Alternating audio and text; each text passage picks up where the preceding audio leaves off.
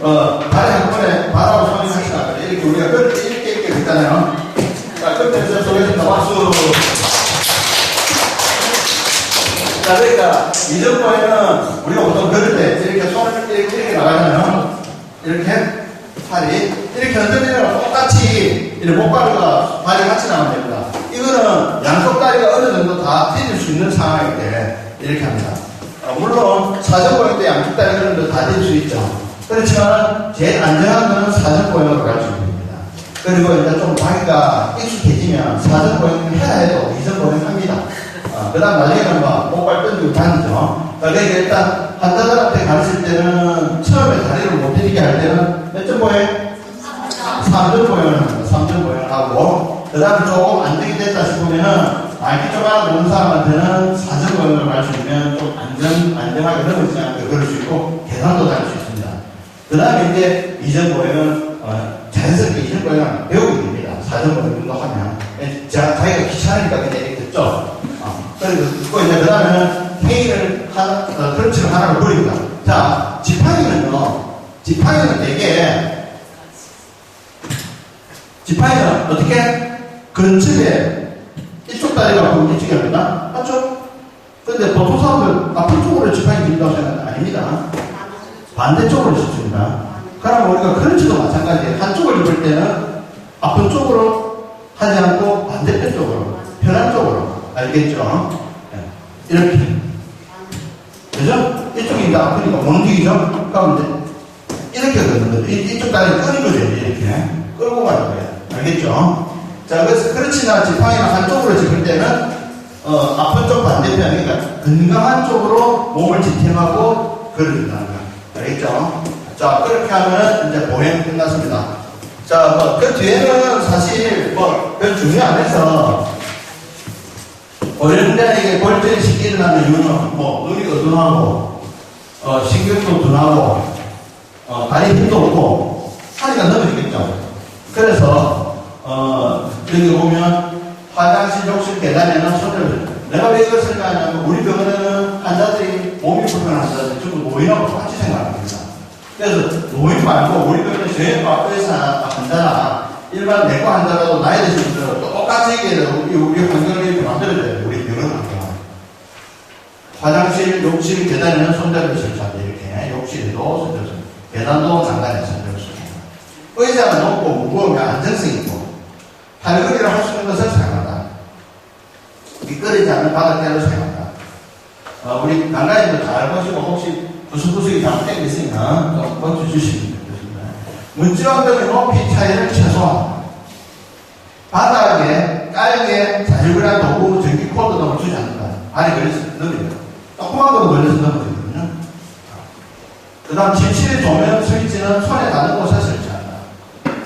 뭐라 해놨습니까? 침대에는 떨어지는 것을 방지하는 버티목을 부착하고 무릎을 직각으로 꿇고 앉았을 때 발이 바닥에 닿는 높이가 좋다. 완만하게 바닥에 걸리기 쉬운 슬리퍼는 사용하지 않는다. 됐죠? 자, 그래서 이제 이런 것들을 우리가 이제, 환자들이나 어르신들이, 다치지 않도록 우리가 보호해줘야 될 거거든요. 그리고 나중에 집에서도 마찬가지입니다. 요즘 이제 노령인구가 많이 늘어나기 때문에 집에 아이들이나 집 어른들이, 나이 드신 분들이 있을 때는 이런 것들을 다 구비를 해줘야 돼요, 이제. 자, 불용증은 유수하면 사용입니다. 유수, 그죠? 유수 사용입니다. 디스하면 사용하지 않습니다.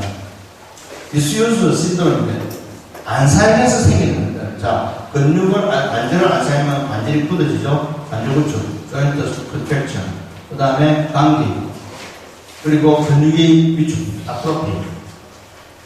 그 다음에 정신적으로는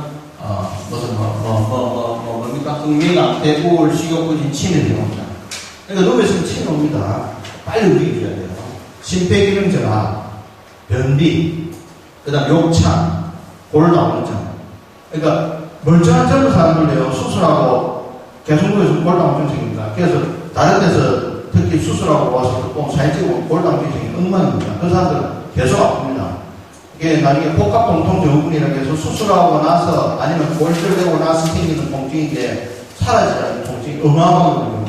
왜? 수술을 중요한 게 아니고 수술 후에 어떻게 케어하는 게 엄청 중요한데 그런 거에 대해서 정말 부끄럽게도 정형외과 의사들이 잘 몰라요.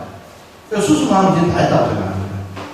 그러니까 막 수술만 해야 되고, 그 다음은 관리도 없죠. 또 병동대로 바쁘니까 관리 안 하죠.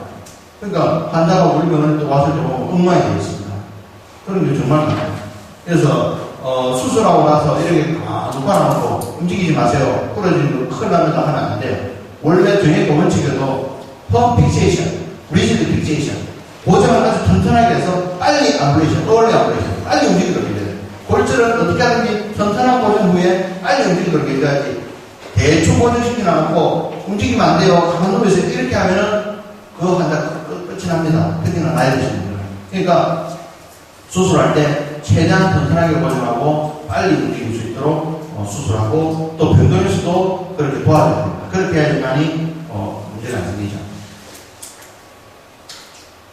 요보협착증은 배웠는데 이거 알죠? 파행. 나중에 배울 겁니다. 길 가다가 땡겨서 쪼그리고 앉아 쉬었다가 가야 됩니다. 그냥 서 있으면 안 됩니다. 쪼그리고 앉아야지 신경이 분리되기 펴져서 좀 완화가 돼서 다시 걸어줘야 됩니다.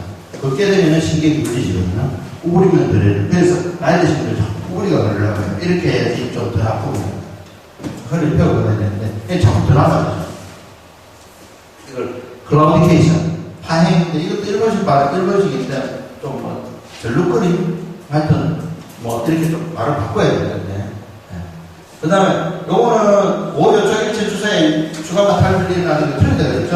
우리나라에서는 4, 5번째 발생입니다. 그래서 이거는 신경 쓰지 마시고 그 다음 돌발성 이거는 우리가 이제 생각을 해야 돼요. 우리가 허리가 아프다 허리가 아플 때 여러분들 물리치료실에서도 좀 관심을 기울여야 될 부분은 우리가 요통 그냥 우리가 단순한 요통에 두 가지가 있습니다. 한 가지는 근육이나 인대가 문제가 있는 경우도 있지만 실제로는 후관절, 척추 후관절, 척추 후관절에 문제가 생기는 경우가 가만히 있어요. 그래서 이것 때문에 아플 때는 우리가 사실은 근력 강화 운동을 해줘야 됩니다. 그런데 우리가 이제 요통일 때 근력 강화 운동을 어떻게 해줘야 되는지 참 문제가 있습니다. 우리가 요통이 있을 때 인대가 손상을 입었으면 우리가 안정적으로 지어주면 좋아지는 경우가 많습니다. 통증만 빨리 없애주면. 그러니까 우리가 엔세이드를 쓰고, 그러니까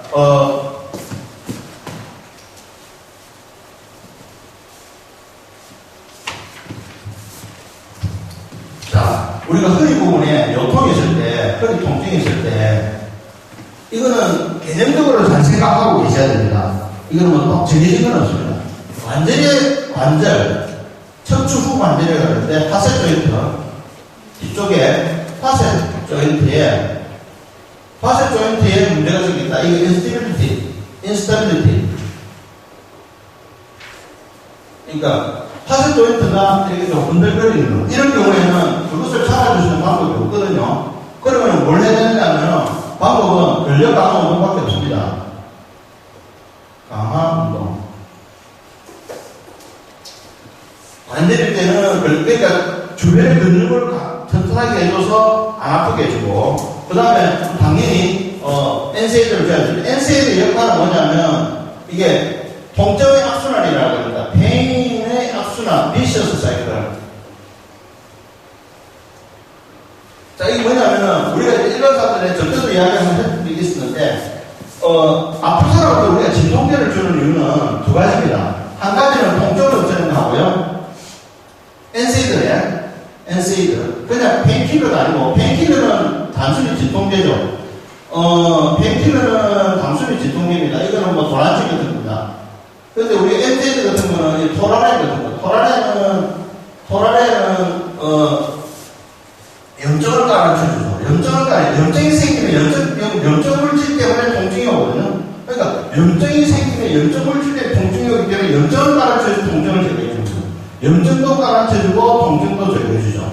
자, 그러면 어쨌든 통증이 있으면 통증 때문에 통증으로 인한 근육 수축이 생깁니다. 근육 수축이 생기면 다시 그 근육 수축을 해서 다시 통증이 유발됩니다. 신경을 장해서 그쪽에 맞춰주죠. 물리치료 선생님들은 잘 알 거예요. 신경이나 통증에 관한 그거 아니까. 근육이 수축하면서 다시 그 주변의 근육이나 이런 조직이 수축하면서 그 주변에 있는 신경을 다시 자극해서 그게 다시 통증을 유발하고 통증을 유발하니까 다시 또 근육이 수축하고 그 근육이 수축하니까 또 그게 또 통증을 유발시키고 계속 악순환이 되는 거죠. 자, 그래서 우리가 이제 근육환자를 쓰고 NSAID를 씁니다. 그러면 근육을 이완시켜서 근육이 수축하지 않으니까 신경을 잡아냐고. 그 다음에 열정물질을 가라앉혀줘서 통증을 없애주고. 그렇게 해서 통증을. 자, 그래서 우리가 이제 아플 때 NSAID를 주거나 근육환자를 주면 이거 뭐根本치료가 되는 겁니까 하는 거지만 실제로 이제 치료가 되는 거죠. 100% 치료를 장담할 수는 없지만 치료 효과를 보고 하는 거죠. 단순히 진통제가 아니라는 것을 환자들한테 설명을 해줄 수 있어야 되고요. 두 번째, 인대의 문제가 있어요. 인대의 문제가 있고 근육의 문제가 있죠. 자, 인대의 인대가 있을 때는 어떻게 하는 거예요? 이것도 방법 없습니다. 근력강화도 할 수밖에 없습니다. 그러고 NSAID 줍니다. 근데 근육인대 문제일 때인데 근육으로 해서 통증이 왔을 때 근력 강화를 할 거냐 말 거냐의 문제예요. 자, 우리가 아까 이야기했죠. 관절이 흔들거리니까 근력을 강화시켜줘서 통증을 없애주고, 그 다음에 인대도 근력을 강화시켜주면서 인대가 좀 쉬게 해줘서 괜찮은데, 문제는 근육이 안 좋을 때 통증이 오는 경우는 두 가지입니다. 근육이 약해서 아픈 거 하고요. 근육이 약해서 근육이 끊어지는 경우 하고요. 근육이 일을 많이 해서 딱딱하게 뭉치지는 경우가 있어요. 근데 그게 한꺼번에 한 몸에 다 오거든요. 예를 들면 근육 전체를 보면 이쪽 부분은 딱딱하게 뭉치고 이쪽 부분은 약해져 있단 말이죠. 물리치료 선생님들은 잘 알 거예요. 자, 그러면 이걸 갖다가 그럼 뭉쳐져 있는 데는 스트레칭을 해서 풀어줘야 되고 약해져 있는 근육은 근력 강화시켜줘야 되는데 그럼 어떻게 해야 되겠습니까? 이게 힘들어요. 자, 그래서 이게 이제 관절인대 근육의 통증이 차이가 있어요. 예를 들면 엑스레이상으로 볼 때 후관절에 인스테빌리티가 있느냐, 그래서 인스테빌리티를 찍어본다든지 인대는 마찬가지입니다. 근데 근육은 엑스레이상 멀쩡한데 머슬이 계속 아프고 상당 오랜 기간 동안에 젊은 사람들에게서 또 이제 이야기를 보면 운동 안 하다 갑자기 운동 안 해서 아프다든지 뭐 골프 칠 때 뜨끔했다든지 뭐 이렇게 하죠. 그런 사람들은 주로 근육의 문제죠. 자, 그럼 그런 사람들은 대개 이렇게 합니다. 우선은 근육을 이완시켜주고 풀어주죠. 그 다음에 서서히 근력 강화 운동을 시켜줘야 됩니다. 무조건 근력 강화 운동 시키면 뭉쳐진 근육이 더 강해, 더 세지니까 안 되죠. 그래서 이제 그런 부분들을 좀 알고, 병실에 있을 때도 환자들이 오면, 이 사람이 어떤 상황인가, 내게 이제 나이가 있고 엑스레이를 보고, 좀 디젤 체인지가 왔다 하면, 이쪽이니까 근력 강화 운동하고 NSAID 주는 건 맞는데, 근육의 문제, 멀쩡하게 한 20대, 30대인데, 엑스레이 찍어도 사진을 깨끗하고, 그냥 계속 아프다고, MRI 찍어도 디스크도 없고, HMP도 없다. 자, 그러면 이것은 우리가 처음에는 안정을 시켜주고 물리치료를 하다가 어느 정도 시간이 들이지만 통증이 없어지면 근력 강화 운동을 지속적으로 해주도록 하는 그런 방법들을 선택해야 된다. 그래서 단순히 그냥 근력 강화 운동을 한다, 뭐 배드레슨을 한다 하는 것들을 이런 그 개념을 가지고 하면은 빨리 환자들을 낫게 해줄 수 있을 거예요.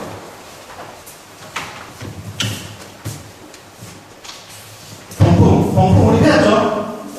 동풍은 요산을 갖다가 대사하는 도소가 없고, 그 다음에 그 요산 함유물질을 많이 넣어서 생기는 거죠. 그 다음 무릎에 물이 쌓인 물을 제거하면 습관이 된다. 무릎에 물을 제거하면 또 물 생기니까 물 안 뽑아야 된다고 이야기하는 사람 많죠? 아니죠, 그죠? 무릎에 물이 생기는 이유는, 물을 뽑아도 또 생기는 이유는 원래 무릎에 물이 찰 만한 이유가 있기 때문에 생기는 거죠. 자, 그럼 원래 무릎에 물이 찰 만한 이유가 있는데 무릎에 물이 차지 않도록 하려면, 무릎에 물이 너무 오랫동안 많이 차면은 이게 관절박이 늘어나고 그 안에 염증물질이 있어서 더 나쁜 역할을 합니다. 압력이 높아져서 관절액 자체의 무릎이 압력이 높아져서 물렁뼈를 손상시키고 뼈를 약해지게 만듭니다. 자, 그러면 어떻게 된다? 끝으로 만져봐서 무릎에 물이 찼는지 이유를 알아보려면 간단하게 내가 누운 자세를 치고요. 파테라본을 위에서 누릅니다. 위에서 누르고 손가락으로 파테라본을 누르면 눌러가 아래로 왔다 갔다 스펀지처럼 왔다 갔다 위에 딱 누른 상태에서 이걸 눌러서 이거 혼자서 하면 안 돼. 다른 사람이 괜찮으니까 이렇게 하면 할 수도 있겠지만 이렇게 꽉 누른다 위에서 파테라본을 꽉 누른 상태에서 이 파테라본 이쪽을 꽉 누른 상태에서 꽉 잡습니다. 왜 이렇게 잡느냐 하면 그림을 그리면 이해가 쉬워요. 자, 피머가 이렇게 있고, 티비아가 이렇게 있습니다. 파텔라 부분이 이렇게 있습니다. 자, 그러면은, 조인트가 어떻게 되어 있느냐면, 조인트가 이렇게 되어 있습니다. 이 안에 물이 차있죠. 자, 그러면, 내가 위에서 이걸 꽉 누르면 어떻게 되죠? 위에 있는 물이 이쪽으로 흘러가겠죠. 그래서 물을 딱 없애는 거죠. 위에 있는 물을. 이게 슈퍼라 파텔라 포츠라고 합니다. 파텔라 위쪽에 있는 주머니. 슈퍼라 파텔라 포츠에 물이 잘 차니까 파텔라 포츠에 있는 물을 이렇게 물을 밑으로 내는 상태에서 꽉 잡으려는 상태에서 파텔라를 누릅니다. 그럼 그 사이에 물이 있기 때문에 스펀지처럼 꿀렁꿀렁꿀렁. 물이 없으면 바로 때 바로 붙어있기 때문에 아무런 내려가는 느낌이 없지만 물이 있으면 눌렀다가 떼면 올라가고 눌렀다가 떼면 올라가고 이렇게. 자, 그렇게 만져져서 물이 있다고 느껴지면은 무릎 안에 15cc가 있는 거예요. 적어도 15cc가 있는 거죠. 그래서 이제 나는 15cc 정도 갖고는 물을 안 뽑습니다. 왜냐하면 좀 안정을 취하고 약을 쓰고 뭐 엔세이도 좀 알아낼 수 있으니까. 자, 그러면 내가 봐서 눈으로 봐서도 환자가 RM 하기가 힘들 정도로 아니 완전 평소처럼 빵빵하게 차면 RM 힘들고 아프잖아요. 그때 되면 빨리 해줘야 되죠. 왜냐하면 그때 안 해주면 자꾸 이제 이 관절막이 늘어나고 안에서 염증 물질이 자꾸 더 분비가 되고 그게 압력이 높아서 물렁뼈를 자꾸 압력을 손상시켜주고 안에는 뼈까지 손상시켜서 그렇게 장기간 가면은 뭐가 생기냐면 뼈에도 갱글림 같은 게 이렇게 토탈리 수술해보면 알지만 안에 뼈에도 갱글림이 생기거든요. 그러니까 그런 문제들이 자꾸 생기기 때문에 그때 물을 뽑아주죠. 물을 뽑아주고 다시 물이 제거하죠. 왜? 어차피 가게 돼 있으니까. 그래서 그걸 막기 위해서는 우리가 이제 스테로이드 주사를 넣기도 하고 또 아니면 희로한 것도 넣기도 합니다. 그러면 좀 물이 안 찰 수 있죠. 자, 그래서 어쨌든 상관이 되는 것은 아니지만 물 뽑는다고 하면 또 물을 뽑았다고 물 다시 생기는 건 아니다. 그래서 환자들이 물을 한번 뽑으면 자꾸 뽑아야 된다는데 안 뽑을래요? 라는 말은 틀립니다. 그러니까 그럴 때는 우리가 물을 뽑아줌으로써 오히려 물을 더 좋다는 것을 설명을 해줄 수 있어야 됩니다. 어시대는 어떻게 하니까 됐고요. 근육이 요거는 마지막이다 하고 싶으십시다.